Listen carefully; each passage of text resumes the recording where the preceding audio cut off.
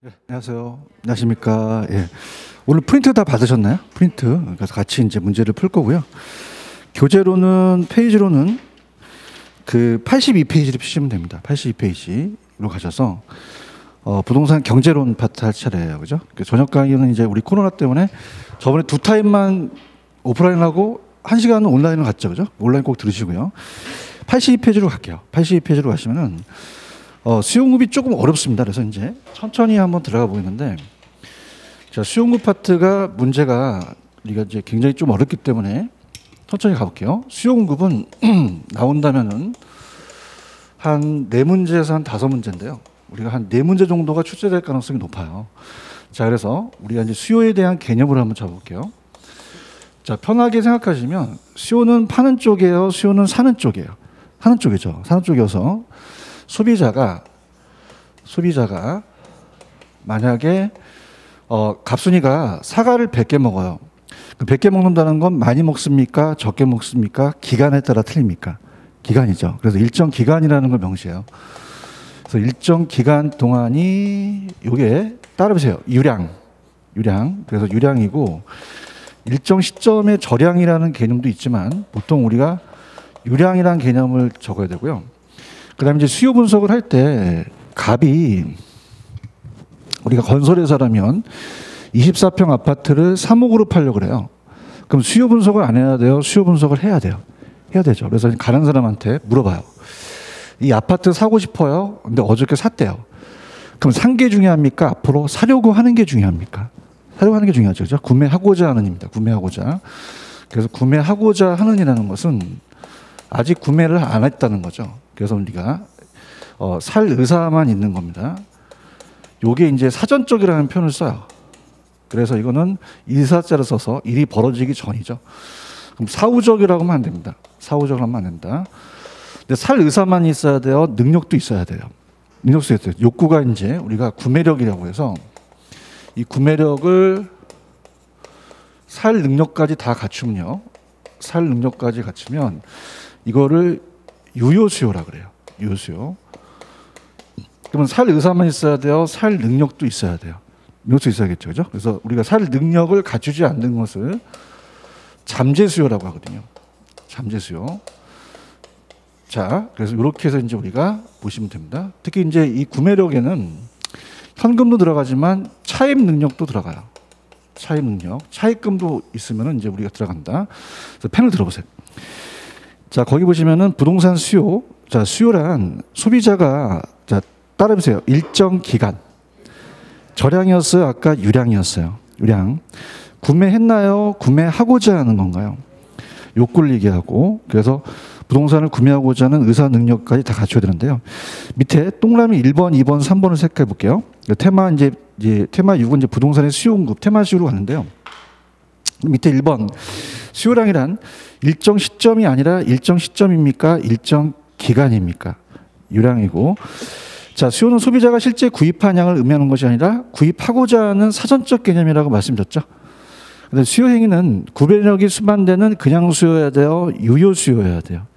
그럼 실제 구입할 능력과 의사를 다 갖춰야겠죠. 여기는 이제 현금도 들어가는 게 아니라 금융 대출금도 포함된다는 거. 갖춰본 소득은 이제 소득에서 세금을 뺀 거예요. 이렇게 해서 여기 보시면 되고요. 그 다음에 이제 오른쪽에 4번을 보시면 소비자가 최대한 지불할 용의가 있는 가격인데요. 자, 그래서 이제 최대한 지불할 용의가 있는 가격이에요. 그래서 따르세요. 최대 가격. 그럼 수요자는 어떻게 돼요? 얼마까지 정해놓고 그까지 이상은 못 주겠다는 얘기죠. 그래서 최대 가격이다. 이렇게 보시면 되고. 자, 수요량은 주어진 가격 수준에서 수요자가 사고자 하는 최대 수요량이다. 이렇게 보시면 되고. 그럼 이제 별표를 쳐봅니다. 밑에 보시면은 정리학습에 유량저량이라는 단어가 있나요?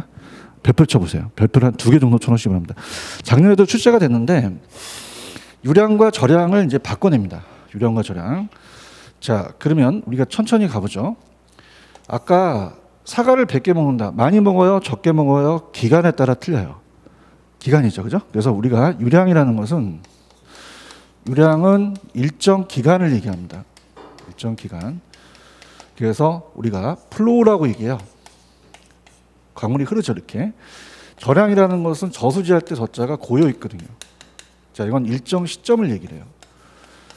그래서 스탁이라는 개념을 얘기하는데요. 아직 우리가 느낌이 안 옵니다. 자, 소득을 예를 들어 볼게요. 소득이라는 것은 갑돌이가 소득이 1,000만 원이에요. 그럼 갑돌이 와이프가 연 1,000만 원 갖다 주면은 싫어하죠. 그죠? 근데 월 1,000만 원 갖다 주면 안 좋아해요? 좋아해요. 하루에 1,000만 원 갖다 주면 완전 쓰러지죠. 그죠? 그럼 따라서 기간에 따라 틀리다. 그죠? 그러면 저량입니까? 이거는 유량입니까? 유량이죠. 근데 현재 저량이라는 거는 현재 있는 자산 같은 현재 축적된 걸 얘기를 해요. 이렇게 보시면 되고요. 그다음에 이제 임대료 수입은 자, 이것도 마찬가지예요. 내가 수입이 1,000만 원이다. 많이 벌어요, 적게 벌어요. 기간에 따라 틀려요. 기간이죠. 근데 우리가 부동산 가격이라는 거나 가치라는 것은 갑돌이가 자기 지금 아파트가 5억이다. 그 뭐 2020년 1년 동안 5억이 아니라 현재 5억이라는 얘기죠. 그죠? 그럼 자, 따라서 현재, 저량, 시점을 얘기하는 거죠. 그죠? 이렇게 보시면 되고, 그 다음에 돈이 들어오고 나간 건 다 유량이에요. 그래서 이자 비용 같은 것도 우리가 기간에 따라 틀리겠고요. 그 다음에 지대는 토지의 임대료입니다.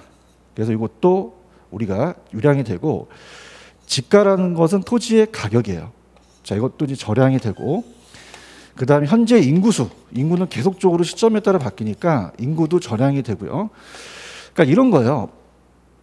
오늘 처음 저랑 이제 접하시다 보니까, 자, 욕조에다가 물을 담아요. 그럼 이렇게 물을 흐르는 양은 그냥일까요? 흐르는 양은 유량일까요? 유량이죠, 그죠? 또 유량. 흐르는 양이. 그럼 흐르는 양은 지금 1시간 동안에 이렇게 받느냐, 아니면 2시간 동안에 받느냐는 우리가 기간에 따라 틀린 거고요. 자, 물이 이렇게 고여 있어요. 그럼 이미 고여 있는 거는 그냥입니까? 저량입니까? 저량이죠. 이렇게 보시면 돼요, 그죠? 그래서 우리가 재고주택은 기존에 있는 주택이니까 일정 시점이고요. 신규로 들어오는 거는 우리가 유량이다. 이렇게 염두에 보시고요. 근데 작년에 좀 어렵게 나온 게 저량이라는 건 딱 정해져 있거든요. 자, 그래서 따라서 재고, 인구, 자산, 가치, 요 네 가지만 시험 문제 나왔었어요. 그죠? 근데 이제 우리가 작년에 나왔던 게 따라해 보세요. 통화량. 자, 통화량이라는 것은 한국은행에서 이제 통화량을 찍을 때 우리가 어떻습니까? 2019년에는 뭐 300조 원이다. 그렇죠? 2020년에는 500조 원이 될 수도 있죠. 그죠? 시점에 따라 다 틀리다. 그래서 이렇게 보시고, 이건 제가 이제 암기 기법을 나중에 가르쳐 드리는데 이건 나중에 제가 쓰도록 할게요. 그다음에 이제 주택 거래량 나왔던 것도 한번 볼게요. 주택 거래량도 이 지역의 주택이 100채가 거래돼요. 많이 거래됐나요? 기간에 따라 틀리나요? 그럼 1년 동안인지를 명시해야 되지. 지금 현재 100채가 거래됐다? 그러면 안 되겠죠. 그죠? 이렇게 해서 보시면 되고, 생산량도 마찬가지입니다. 자, 그래서 이렇게 해서 이제 우리가 보시면 돼요. 자, 그 다음에, 자, 밑에 보시면은 이번에 주택 유량과 저량이라는 단어가 있나요? 별표 쳐보세요. 요걸 이제 제가 해야 여러분들이 재고랑 신규를 이해하시거든요. 자, 가볼게요. 만약에 A 지역에 100채가 현재 존재한대요. 그럼 현재 존재하는 양은 2020년 1월 1일이니까 현재 존재하는 건 신규입니까? 기존 주택입니까? 기존 주택이죠. 그죠? 그럼 기존의 주택이니까 우리가 이 재고주택을 얘기를 해요. 그럼 재고주택은 지금 10채, 100채라는 것은 일정 기간을 명시해야 돼요? 일정 시점을 명시해야 돼요? 시점이죠. 그래서 일정 시점이니까 우리가 요거는 주택 저량의 공급량이 되겠고요. 저량의 공급량이 되고, 자, 그 다음에 들어갑니다. 만약에 이 지역에 150채가 됐어요. 이 150채가 만약에 2020년 12월 31일 날 됐다. 그럼 요거 따라해보세요. 1년 동안. 그럼 1년 동안이라는 것은 시점입니까? 일정 기간입니까? 그럼 일정 기간에 여기에 50채가 생계로 지어졌죠. 그죠? 그럼 50채가 재고예요? 신규 주택이에요? 신규 주택이죠. 그러니까 신규 주택은 아까 이 기간은 유량이라고 그랬어요? 기간은 저량이라고 그랬어요? 유량이죠. 그래서 주택 우리가 유량의 공급량이 됩니다. 근데 지금 현재 존재하는 것 중에서 공가가 될 수도 있죠. 공가를 빼고 나머지가 수요량이 되고요. 그다음에 신규 분양에서 다 분양되어 미분양이 될 수도 있어요. 그죠? 그 미분양이 돼서 남아있는 건 이제 수요량이 한다. 그래서 이렇게 볼게요. 자, 우리가 그 박스에 보시면은, 자, 일단은 여러분들 기초야매로 가볼게요. 자, 따라하세요. 저량, 시점. 그럼 저량은 기간이 들어가야 돼요? 시점이 들어가야 돼요? 시점이 들어가고, 얘는 플로우고, 얘는 스탁이다. 이렇게 이제 가져가시면 됩니다. 그러면은, 주택 유량이라는 것은 일정 기간이 들어가야 돼요? 일정 시점이 들어가야 돼요? 기간이죠. 그래서 일정 기간에 수요량과 공급량이 되고요. 주택 저량이라는 것은 요거는 기간이 들어가야 됩니까? 시점이 들어가야 됩니까? 시점, 일정 시점이죠. 그래서 우리가 이제 이따 보여드리겠지만 수요량과 공급량이 갈려요. 수요량과 공급량. 자, 그래서 우리가 이제 수요량과 공급량이 갈린다. 자, 우리가 수요는 보유라는 게 들어갑니다. 보유하는 양. 그 다음에 얘는 공급인데, 자, 두 가지를 이제 볼게요. 아까 일정 시점에서 있는 거는 신규입니까? 현재 존재하는 재고주택입니까? 재고주택이죠. 그래서 요거는 이제 존재라는 단어가 들어가요. 현재 존재. 근데 얘는 일정 기간 동안이니까 우리가 공급되는이라는 게 들어가거든요. 자, 그럼 가볼게요. 자, 밑에 박스를 보시면은 박스 밑에 2번에 주택 유량과 저량이라는 단어가 있나요? 자, 유량은 시점이에요. 유량은 기간이에요. 공급량은 공급되는이고 수요량은 보유하고자 하는 거죠. 근데 저량은 일정 기간입니까? 일정 시점입니까? 공급량은 그냥요 존재하는 양이에요. 재고고 수요량은 보유하고자 하는 양이라고 있죠. 그죠? 그러면 자, 그 위에 박스에서 제가 하라는 것만 가세요. 자, 박스 가보세요. 유량은 스톡입니까? 플로우입니까? 플로우죠. 그래서 일정 기간이다 보니까 따라해보세요. 순영업 소득. 자, 따라해보세요. 소득. 연간 이자 비용. 자, 소득이나 비용은 어떻게 돼요? 나가는 거나 들어오는 거는 일정 기간을 명시하겠죠.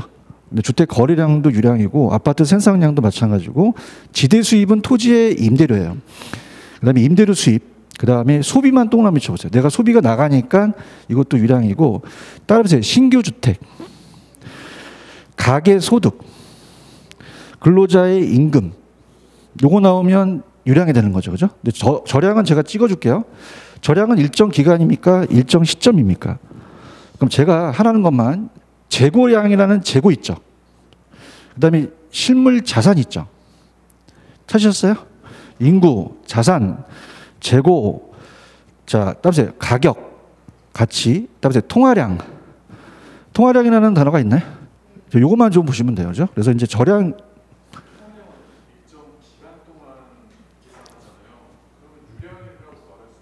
아니에요. 그러니까 우리가 봐봐요. 만약에 2019년에 통화량이 500조 원을 찍었어요. 그죠? 500조 원을 찍었고,